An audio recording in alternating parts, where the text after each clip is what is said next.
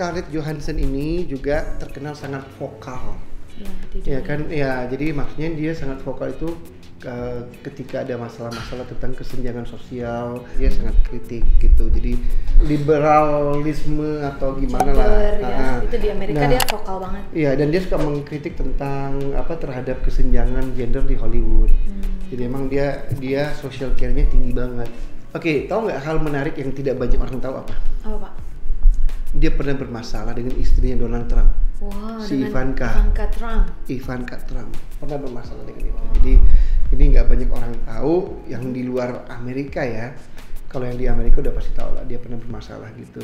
Jadi Scarlett ini dia punya akal banyak untuk membantu orang. Kemarin dia lakukan acara charity. Tapi bagaimana mengumpulkan dana? Gitu. Dia lakukan kencan 20 menit bersama Scarlett ini, dia dapat uang $43.000. Wow. Ya kan, tapi kencan untuk bersama. Charity ya Pak ya, dia rela melakukan itu untuk membantu orang-orang yang terkena Oxfam Charity dan Breakthrough Breast Cancer untuk kanker payudara. Jadi dia bantu. Ya, tapi luar biasa. Yang penting dia bisa mengumpulkan dana itu untuk diberikan ke orang-orang yang membutuhkan. Dia juga ada hal yang unik nih. Uniknya apa itu? Ya, dia berani menolak peran dalam film Mission Impossible 3. Wow, ditolak nih Pak. Mungkin karena karakternya nggak cocok sama dia, atau dia nggak mau membunuh karakter dia sebelum, atau gimana sih? Iya, mungkin something like that. Karena orang siapa sih yang nggak pengen bermain sama Tom Cruise? Iya kan? Siapa sih yang nggak pengen bermain di dalam film sekelas Mission Impossible? Kan semuanya pasti pengen. Sejarah banget ya Pak, dari zaman dulu udah ada. Iya gitu. Dia merasa perannya kurang pas atau apa, makanya dia nolak. Tapi dia termasuk orang yang berani memilih. Punya prinsip ya Pak berarti ya. Punya prinsip, berani memilih, berani menolak, dan untuk menjaga dia punya image tersendiri gitu kan. So Pak, tahu gak sih Pak, ada seniman dari Italia yang bernama Francesco Clemente memasukkan fotonya Scarlett nih Pak di kartu tarot, di 78 kartu tarot yang dia buat secara khusus. Kalau dibilang seniman fotografi atau seniman lukisan atau seniman di bidang film, merasa emang dia ini sangat fotogenik, sangat masuk di dalam kategori itu.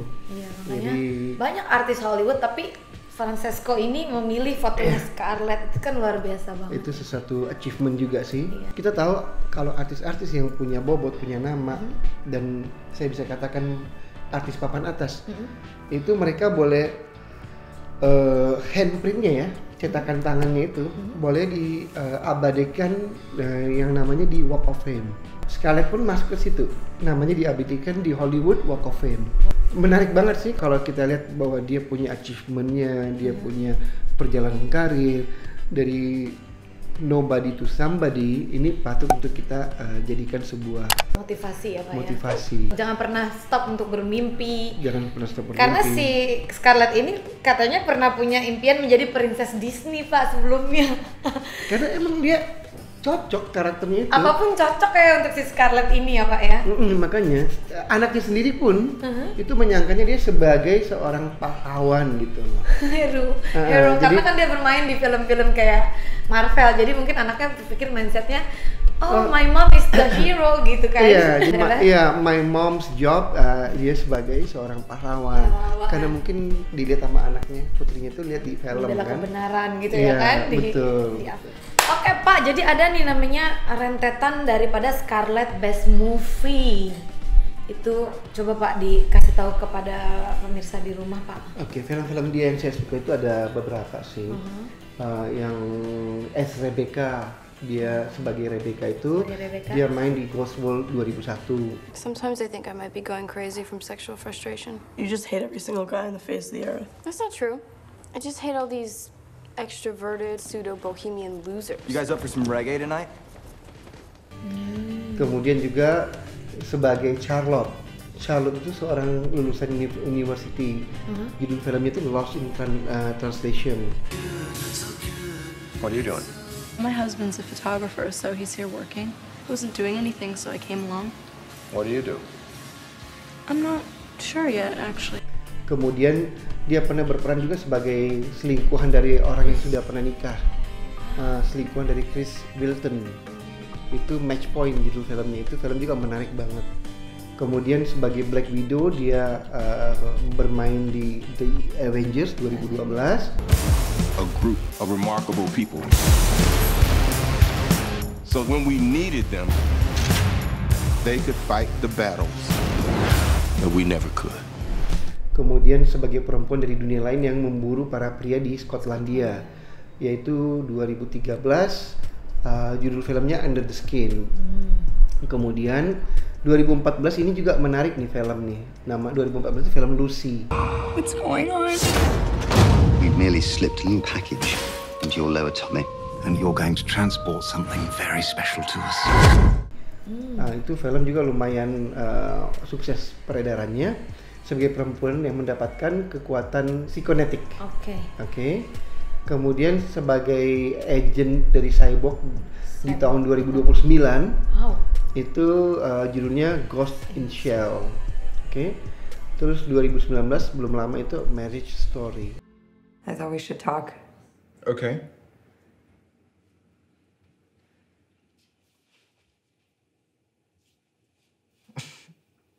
I don't know how to start.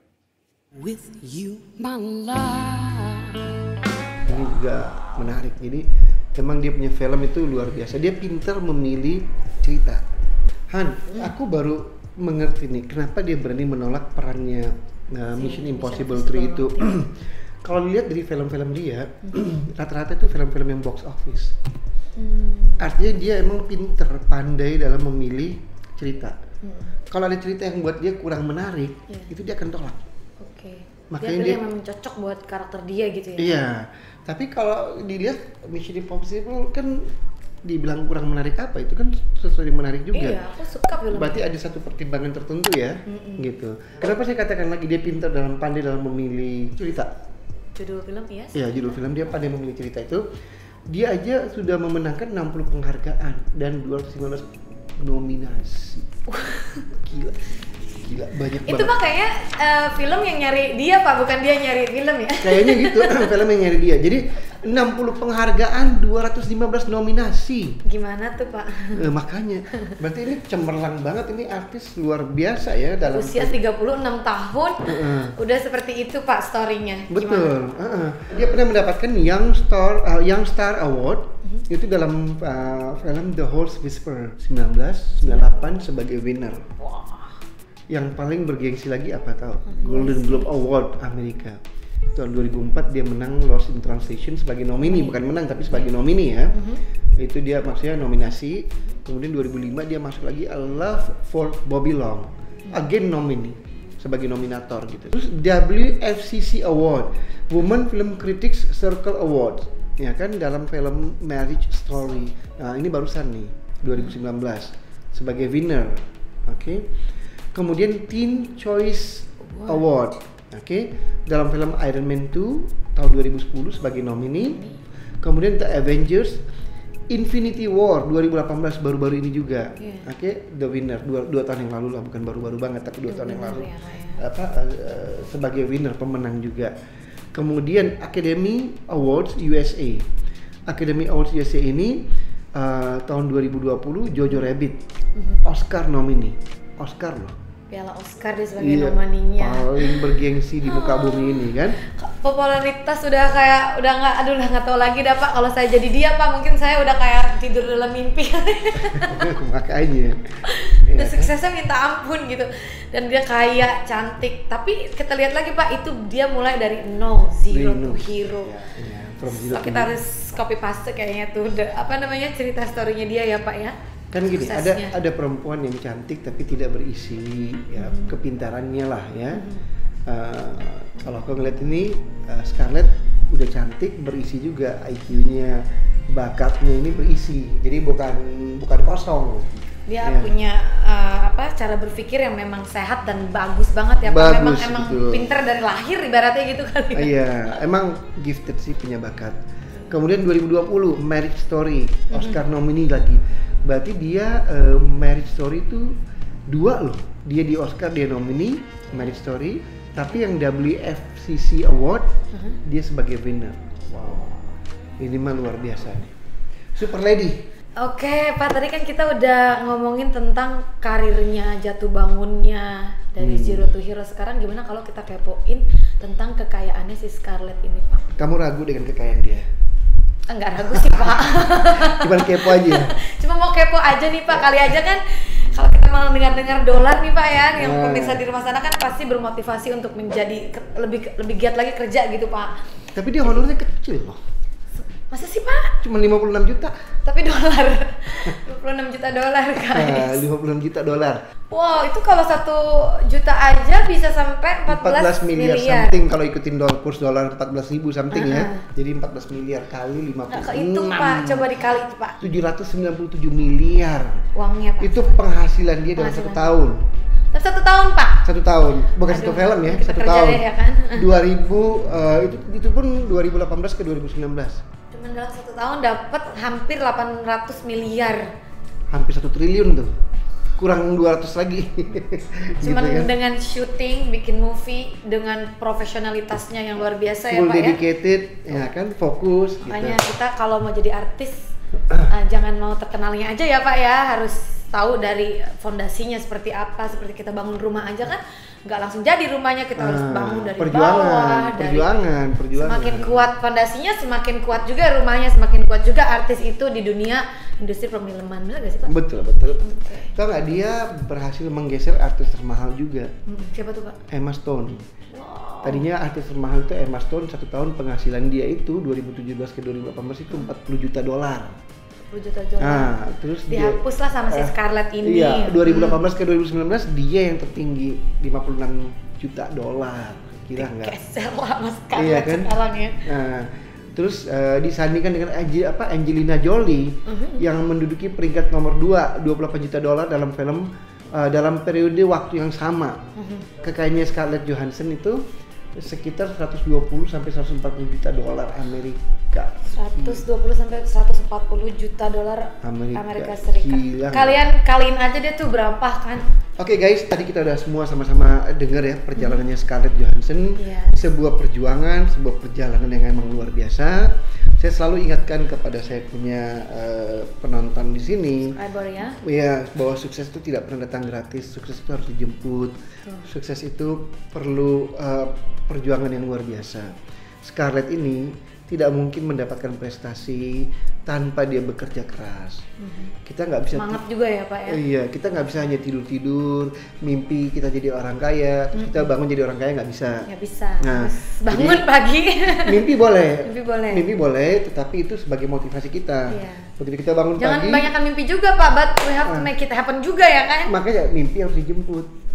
Sukses harus dijemput. Iya. Dengan apa? Dengan kerja keras. Kerja keras pastinya. Dengan gitu. juga semangat yang kuat.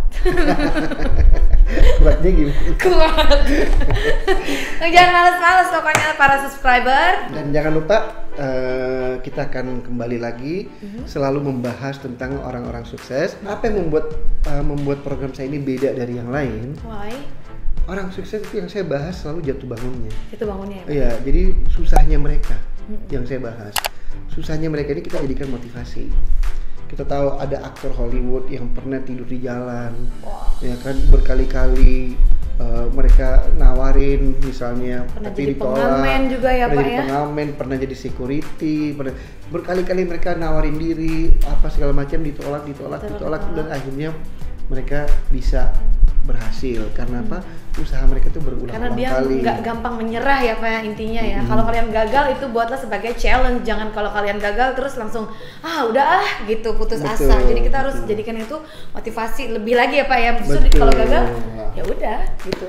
Coba lagi. Iya. Jadi jangan lupa tonton terus Digital Film Media Channel, acaranya Success Story, dan subscribe, comment, like, and share. Oke, bye-bye.